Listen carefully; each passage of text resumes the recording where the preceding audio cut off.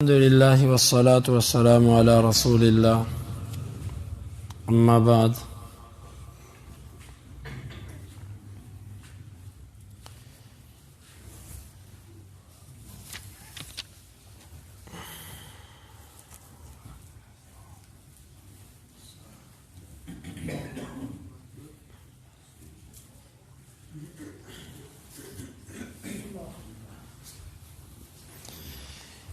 امام بخاری فرماتے ہیں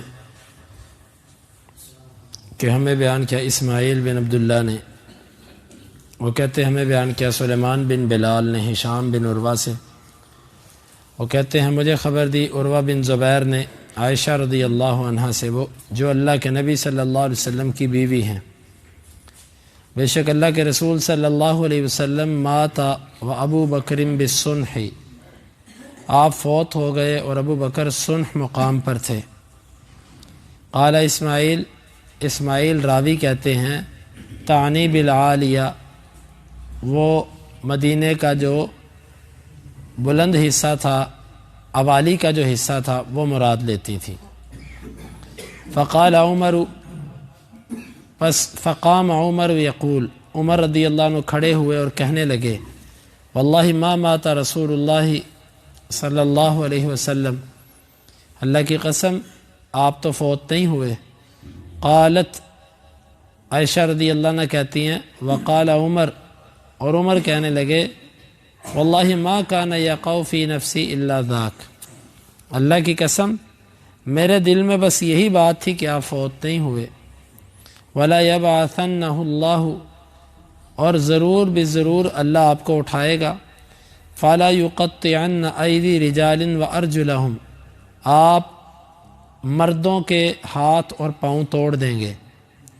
فجاء ابو بکر رضی اللہ عنہ آئے، فکشف عن رسول اللہ صلی اللہ علیہ وسلم فقبلہ، انہوں نے اللہ کے رسول صلی اللہ علیہ وسلم سے کپڑا ہٹایا اور آپ کو بوسہ دیا۔ فقال ابی بابی انت و امی، اور کہا میرے ماں باپ آپ پر قربان ہوں۔ طبت حیا و میتا، آپ زندگی اور موت دونوں ہی پاکیزہ جی کر گئے ہیں۔ واللہ الذی نفسی بیدہ، اس ذات کی قسم کہ میری جان جس کے ہاتھ میں ہے، لا یذیقک اللہ موتتین ابدا، اللہ آپ کو دو موتیں کبھی نہیں دے گا۔ ثم خرج، پھر آپ نکل گئے۔ فقال ایھا الحالف، او قسمیں اٹھانے والے، علی رسلک، ٹھہر جاؤ۔ فلما تکلم ابو بکر جلس عمر، جب ابو بکر رضی اللہ عنہ نے گفتگو شروع کی تو عمر بیٹھ گئے۔ اللہ کے نبی صلی اللہ علیہ وسلم فوت ہوئے تو ابو بکر رضی اللہ عنہ صنح مقام پر تھے۔ ایک تو ابو بکر رضی اللہ عنہ کا گھر وہ تھا جو مسجد کی طرف کھلتا تھا، جس طرح آپ نے ابھی حدیث سنی کہ آپ نے فرمایا ابو بکر کے دروازے کے سوا سب بند کر دو۔ ایک تو ان کا گھر وہ تھا، لیکن ایک ان کا گھر تھا جہاں پر ان کی زمین تھی، کیونکہ جس طرح لوگوں کا ایک گھر شہر میں ہوتا ہے اور ایک گاؤں میں، تو ابو بکر رضی اللہ عنہ کا مدینہ کی آبادی سے ہٹ کے صنح مقام پر عوالی میں ایک گھر تھا، تو اس وقت ابو بکر رضی اللہ عنہ وہاں پر تھے۔ تو جب اللہ کے نبی صلی اللہ علیہ وسلم فوت ہو گئے تو آئے تو مسجد کے اندر عمر رضی اللہ عنہ کھڑے ہو کر خطبہ دے رہے ہیں اور کہہ رہے ہیں کہ آپ فوت نہیں ہوئے، اور جو یہ کہتا ہے کہ آپ فوت ہوئے ہیں عنقریب آپ اٹھیں گے، آپ ان کے ہاتھ اور پاؤں توڑ دیں گے، جو نبی کے بارے میں یہ سوچ رکھتا ہے۔ ابو بکر رضی اللہ عنہ آئے اور نہیں رکے، عمر رضی اللہ عنہ کے پاس سیدھا آپ صلی اللہ علیہ وسلم کے کمرے میں گئے، کیونکہ آپ کی وفات عائشہ رضی اللہ عنہ کے حجرے میں ہوئی تھی، اور عائشہ رضی اللہ عنہ آپ کی بیٹی تھی ابو بکر رضی اللہ عنہ کی، تو ان کے کمرے میں گئے۔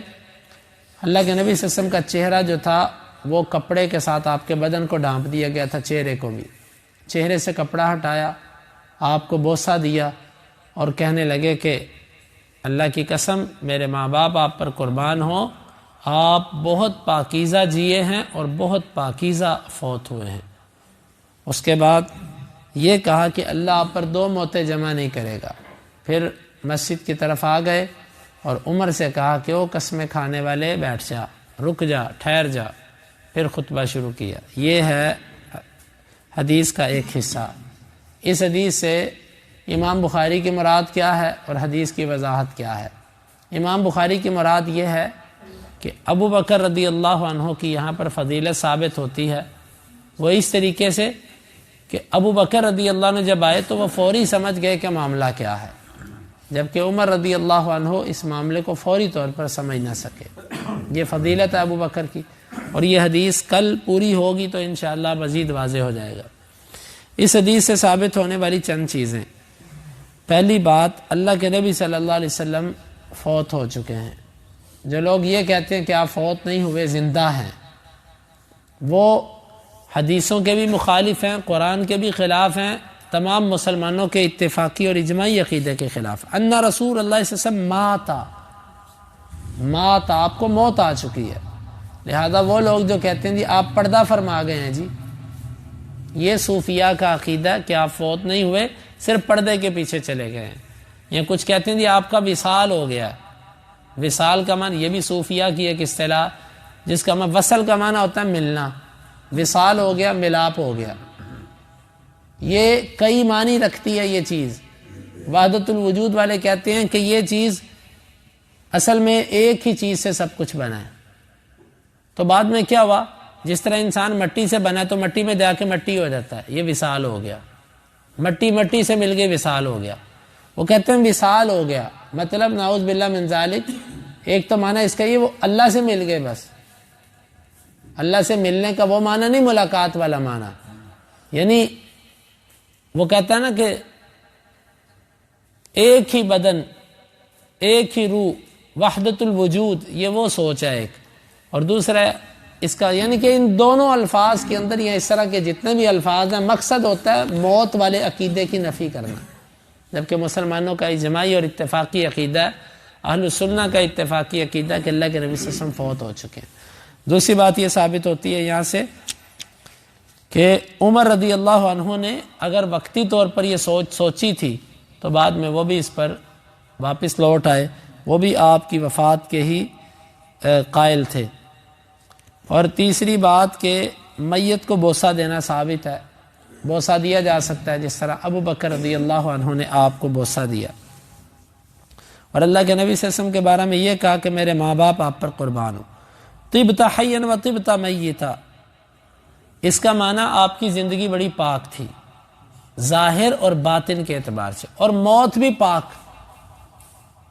علی رضی اللہ عنہ کے بارے میں آتا ہے کہ وہ کہتے ہیں کہ جب آپ فوت ہوئے نا، بلکہ عباس رضی اللہ عنہ کے بارے میں بھی آتا ہے، وہ کہتے ہیں کہ میں بنو ہاشم کے چہروں کو پہچانتا ہوں جب ان کو موت کا وقت آتا ہے۔ تو اللہ کے نبی صلی اللہ علیہ وسلم کے آخری وقت میں انہوں نے یہ بات کہہ دی تھی کہ وقت آخری ہے اب۔ تو اللہ کے نبی صلی اللہ علیہ وسلم کا جو آخری لمحہ تھا وہ بھی اتنا پاکیزہ تھا، کیونکہ میت جب کوئی بندہ فوت ہو جاتا ہے اس کے منہ سے خون، اس کے منہ سے جو ہے وہ مختلف قسم کی چیزیں نکلتی ہیں، اور بھی بدن سے بعض دفعہ کئی چیزیں ظاہر ہوتی ہیں۔ اللہ کے نبی صلی اللہ علیہ وسلم کی پاکیزہ موت کا ایک مطلب یہ ہے کہ جس طرح علی رضی اللہ عنہ کہتے ہیں کہ میں دیکھتا ہوں کہ کیا نکلتا ہے، اللہ کے نبی صلی اللہ علیہ وسلم کے پورے بدن مبارک سے ایسی کوئی چیز نہیں تھی کہ جس سے انسان کو گھن محسوس ہوتی ہو۔ اور اسی طرح آپ کی موت کا وقت بھی بڑا عمدہ تھا، وہ اس طریقے سے کہ آپ صلی اللہ علیہ وسلم جب فوت ہوئے تو جس طرح لوگ چیختے، چلاتے اور سسکتے ہیں، اللہ کے نبی صلی اللہ علیہ وسلم پر ایسا کچھ نہیں ہوا۔ اسی لیے ابو بکر کی یہ بات، آپ زندہ رہے تو عمدہ، آپ کو موت بھی آئی تو عمدہ، یہ حق ہے۔ فرمایا اللہ آپ کو دو موتیں نہیں دے گا، یعنی ایک دفعہ جب آپ فوت ہو گئے بس یہی آپ کی زندگی کی ایک موت تھی، اس کے بعد آپ کو اللہ تعالیٰ اٹھا کر دوبارہ موت نہیں دے گا۔ یہ چونکہ آپ دیکھیں نا، انسان کے اوپر دو زندگیاں اور دو موتیں ہیں۔ وہ دو موتیں کون سی ہیں؟ ایک موت انسان کی زندگی سے پہلے، اللہ تعالیٰ قرآن میں فرماتا ہے کنتم امواتا فاحیاکم، تم مردہ تھے اس نے تمہیں زندہ کیا۔ ہر بندہ مرنے سے پہلے مردہ تھا، اللہ نے زندہ کیا، ایک زندگی اور ایک موت۔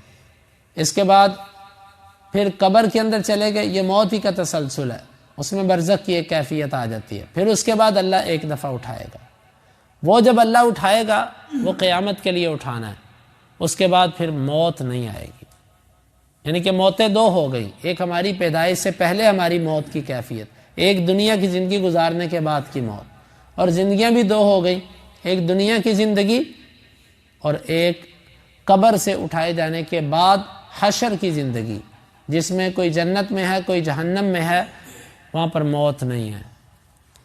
تو آپ کو آپ کی موت دنیا والی پوری ہو گئی، اب آپ کو اللہ دو موتیں نہیں دے گا، ایسا نہیں ہو سکتا۔ پھر آپ نکل گئے اور مسجد کے اندر جا کر خطاب کیا، وہ خطاب کیا تھا اور وہ گفتگو کیا ہوئی، انشاءاللہ اس پر کل بات کریں گے۔ اللہ تعالیٰ سے دعا ہے اللہ تعالیٰ سمجھنے کی اور عقیدوں کو درست کرنے کی توفیق عطا فرمائے۔ اللہم انفعنا بما علمتنا وعلمنا ما ينفعنا وزدنا علما وآخر دعوانا ان الحمد للہ رب العالمین۔ حدیث نمبر 3667۔